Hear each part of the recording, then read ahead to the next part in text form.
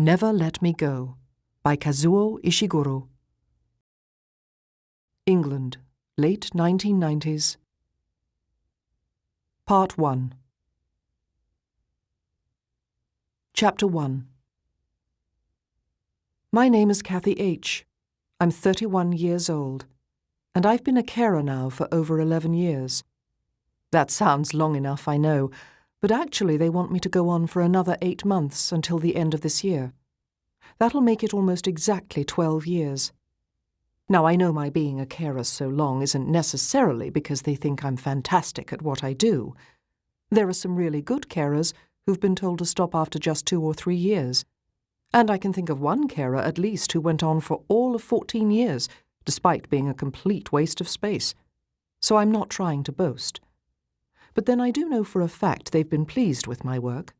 And by and large I have too. My donors have always tended to do much better than expected.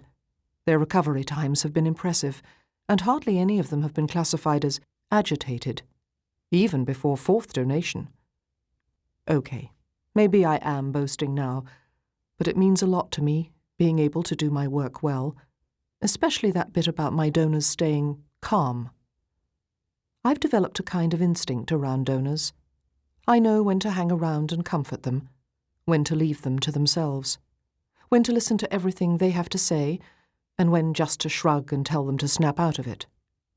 Anyway, I'm not making any big claims for myself. I know carers working now who are just as good and don't get half the credit. If you're one of them, I can understand how you might get resentful about my bedsit, my car, above all, the way I get to pick and choose who I look after.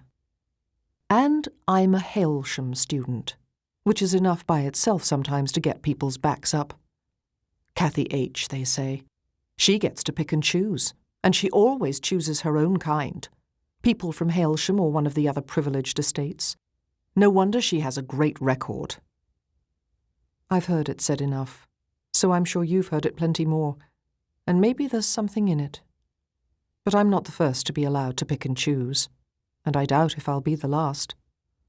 And anyway, I've done my share of looking after donors brought up in every kind of place. By the time I finish, remember, I'll have done 12 years of this, and it's only for the last 6 they've let me choose.